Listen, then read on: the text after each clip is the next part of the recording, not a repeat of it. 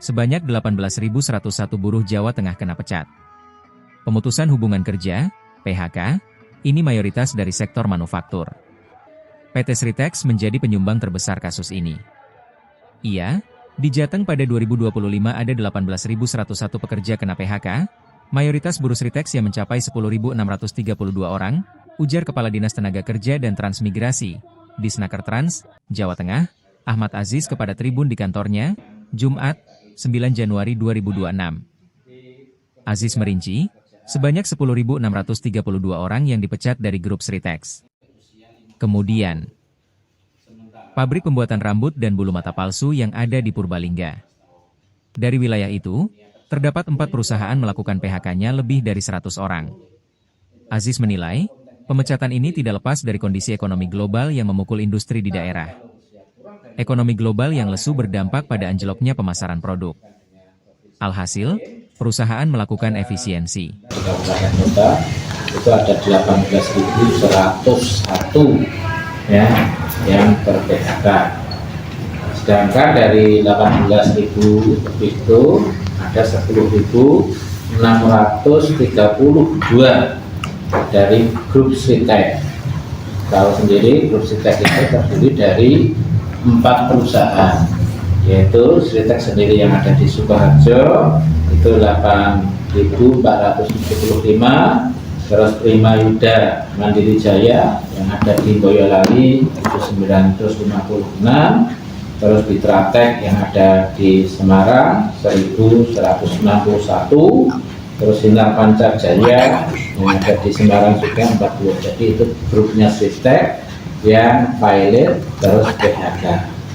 Sedangkan perusahaan-perusahaan yang lainnya itu variasi, ya. Ada perusahaan yang ada di Purbalingga. Purbalingga itu ada 4 perusahaan yang PHK-nya lebih dari 100 gitu. Ini terkait dengan industri rambut palsu, bulu mata palsu. Kemudian ini yang dari 4 ini terkait dengan industri rambut palsu dan bulu mata. Terus juga ada perusahaan di sektor, kalau sektornya itu sebenarnya ada beberapa sektor yang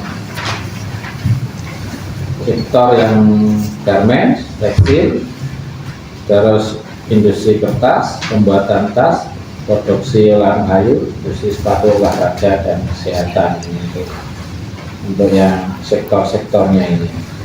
Jadi ada yang beberapa perusahaan selain Sritex tadi yang memang pilot terus tutup, ada yang karena kondisi perusahaannya mengalami penurunan itu produksinya, dan juga tentunya ini pemasarannya, terus ada juga yang PHK karena efisiensi itu perusahaannya itu masih berjalan, tetapi di bagian-bagian tertentu ada pengurangan.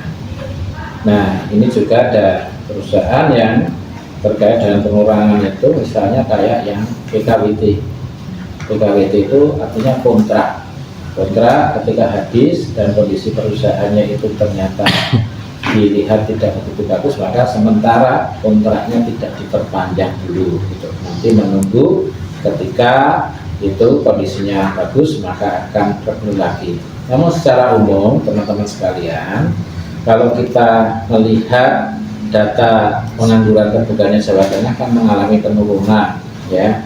Kalau yang datanya per Agustus, DPT itu kan keluar 2 kali, di bulan Februari dan di bulan Agustus. Biasanya lebih yang Agustus itu.